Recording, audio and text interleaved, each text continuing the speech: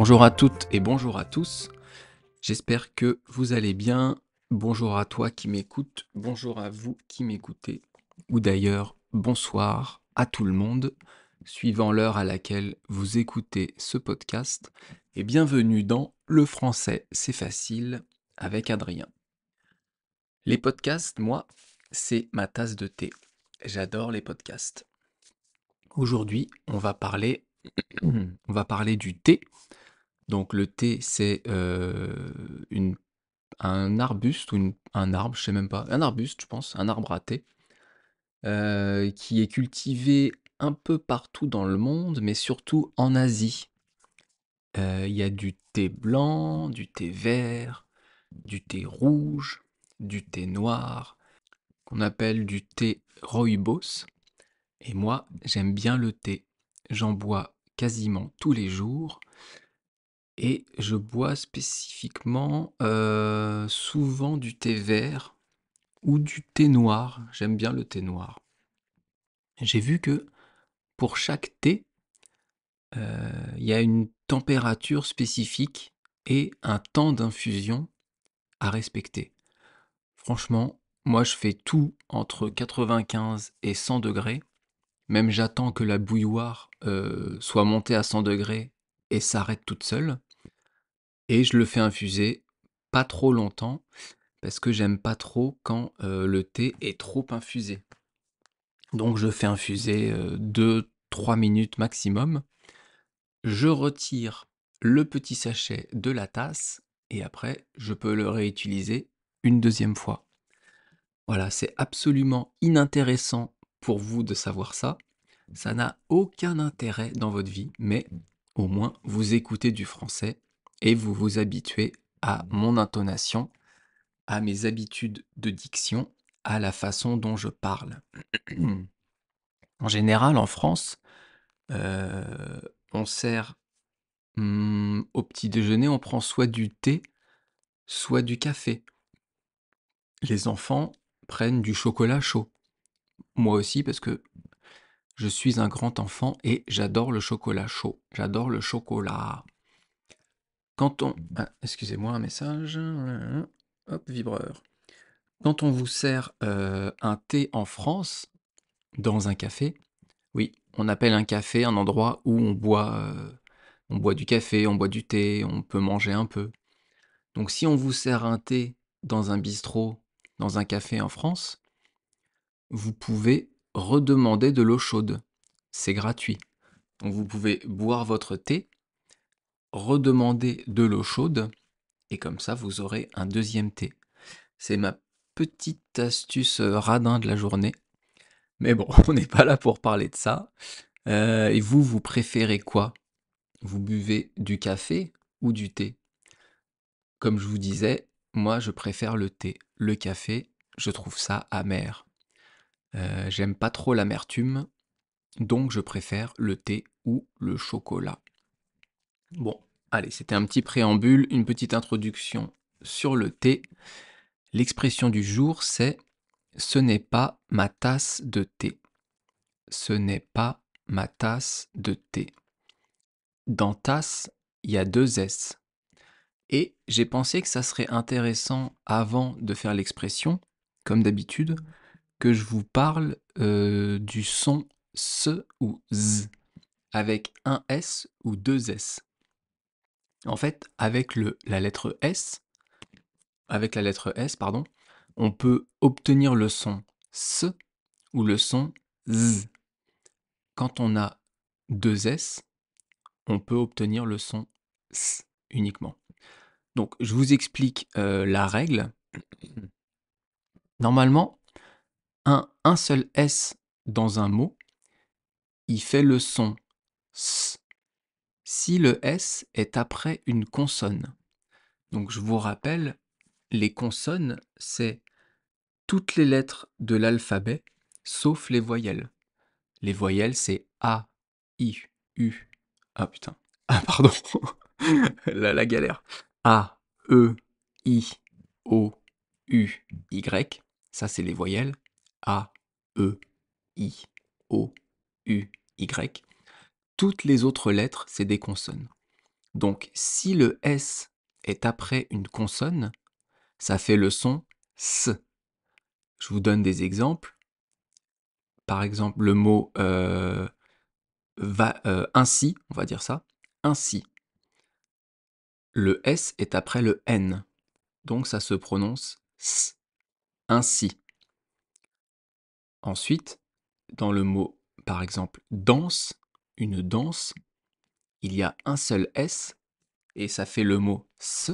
Vous voyez, on dit une danse parce que le S est après un N. On ne dit pas une danse, on dit une danse. Donc, on peut obtenir le son S quand il y a un seul S s'il est après une consonne. Ou alors, s'il est en début de mot.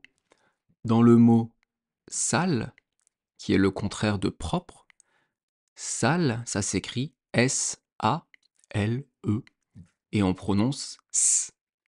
Donc, sale, il y a un seul S, je vais y arriver, et ça se prononce S.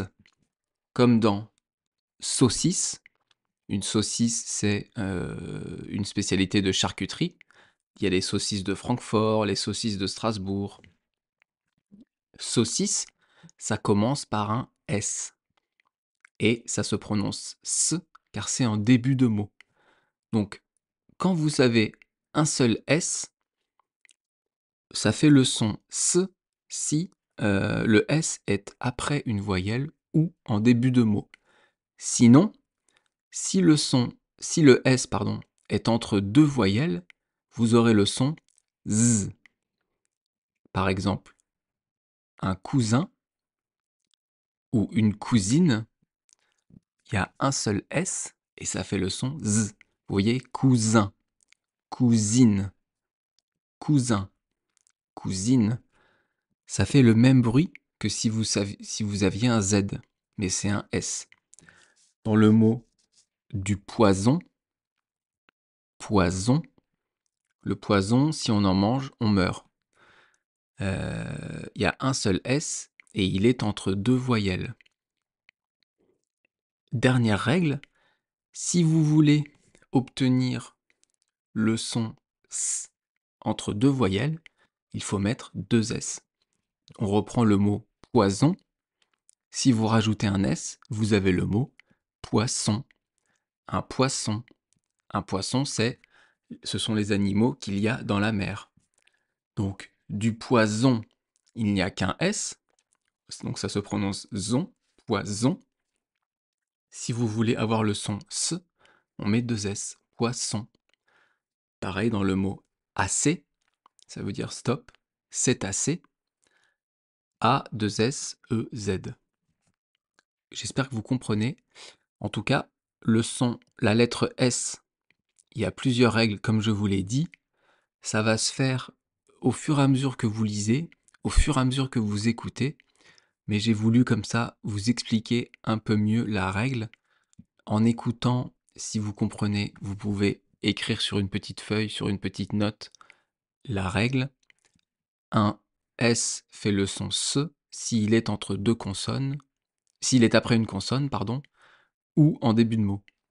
Un S fait le son Z s'il est entre deux voyelles. Et entre deux voyelles, si on a deux S, ça fait le son S. Comme ça, vous avez les trois règles d'un coup.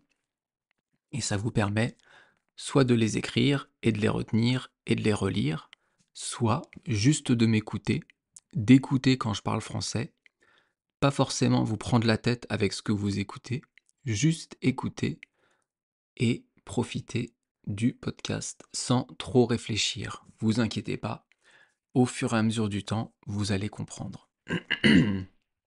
On en vient donc à l'expression du jour.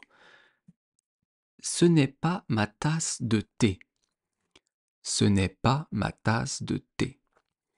Ce n'est pas, c'est le verbe être qui est conjugué au négatif. Verbe être présent mais négatif parce qu'on a ne pas, n'est pas. Je vous conjugue le verbe être au présent de l'indicatif. Je suis, tu es, il est, nous sommes, vous êtes, ils sont. Au négatif, je ne suis pas, tu n'es pas, il n'est pas, nous ne sommes pas, vous n'êtes pas et ils ne sont pas. Je vous conjugue le verbe être à l'imparfait. Oui, à l'imparfait, c'est bien. J'étais, tu étais, il était, nous étions, vous étiez, ils étaient. Donc, ce n'est pas, c'est le verbe être avec la forme négative. Ensuite, vous avez le mot ma. Ma, c'est le marqueur de la possession. Ici, c'est un féminin. On ne dit pas mon, on dit ma, parce que on dit une tasse de thé. Donc, tasse de thé, c'est un mot féminin. Tasse, c'est féminin. Si on avait mon, on pourrait dire mon café. Café, c'est un mot masculin. Par contre, si on avait là plusieurs tasses de thé, on dirait mes tasses de thé. Donc, pour le marqueur de la possession, on dit ma tasse de thé, mon café. Et si c'est pluriel, on dit à chaque fois mes tasses de thé, mes cafés. Vous pouvez dire voilà ma maison, ma chambre, mon chien et mon chat. Si vous parlez de la possession de quelqu'un d'autre, quelque chose qui appartient à une autre personne, en lui parlant directement, vous direz c'est ta maison, ta chambre, ton chien, ton chat. Si vous parlez de la maison et des affaires de quelqu'un d'autre, sans lui parler directement, vous pourrez dire c'est sa maison, sa chambre, son chien, son chat, etc., etc. Donc le ma ici, c'est la possession, c'est ma tasse de thé, c'est la mienne, elle m'appartient. Ensuite, vous avez le mot tasse. Ce n'est pas ma tasse de thé. Le tasse, pardon, c'est un mot qu'on a vu donc féminin, on dit une tasse, et qui vient de la langue arabe au départ, qui vient du mot tasse. C'est donc la tasse, ce dans quoi on va mettre l'eau chaude avec le thé. C'est le récipient dans lequel on boit le café ou le thé au petit déjeuner ou à un autre moment de la journée. Ce qui différencie une tasse d'un bol, c'est que sur une tasse, vous avez une anse sur le côté. Vous avez un espèce comment dire, de porcelaine, un espèce de petit rond qui ressort pour pouvoir mettre le doigt à l'intérieur, pour prendre la tasse, boire cette tasse. Cette petite anse sur le côté, on appelle ça une anse, c'est ce qui différencie une tasse d'un bol, c'est ça. Un bol n'a pas de anse, n'a pas d'anse. Généralement, on met plutôt le thé dans une tasse, le café dans une tasse, et le chocolat chaud dans un bol. Me demandez pas pourquoi, j'en ai absolument aucune idée, mais c'est comme ça. Donc revenons à l'expression ce n'est pas ma tasse de thé. Donc tasse, vous avez compris ce que c'était. Il y a deux S dans tasse. Et le thé, on en a parlé au début. Il y a des centaines de millions de personnes dans le monde qui boivent du thé tous les jours. Et il y a plein de thés très différents. Donc de dire ce n'est pas ma tasse de thé, ici, on ne parle pas vraiment de boire le thé, même pas du tout. On ne parle pas d'une vraie tasse. Ici, c'est une image. Ça veut dire que ce dont vous parlez, ou le sujet qui est évoqué, ce n'est pas ce que vous préférez. Quand vous parlez de quelque chose avec quelqu'un, ou vous faites quelque chose que vous ne maîtrisez pas bien, ou que vous n'aimez pas, vous pourriez dire ce n'est pas ma tasse de thé, ou c'est pas ma tasse de thé. Je vous l'ai déjà expliqué dans un autre podcast, je vais vous redire. Souvent en français, on enlève le ne, on enlève le n apostrophe pour aller plus vite. Donc, au lieu de dire ce n'est pas ma tasse de thé, on dit c'est pas ma tasse de thé. Donc, tout ça pour dire que c'est pas ma tasse de thé, c'est quelque chose que vous n'aimez pas. Ce n'est pas ce que vous préférez. Je vous donne des exemples, comme d'habitude, pour que vous compreniez. Un ami vous invite on va dire, à faire du tennis. Vous savez jouer au tennis, mais c'est pas ce que vous préférez. Vous n'aimez pas vraiment. Vous allez jouer avec lui par amitié, par politesse, mais en jouant ou à la fin, vous pourrez lui dire, tu sais, la prochaine fois, j'aimerais mieux qu'on fasse un autre sport, car le tennis, ce n'est pas vraiment ma tasse de thé. Vous lui direz donc, le tennis, ce n'est pas le sport que je préfère.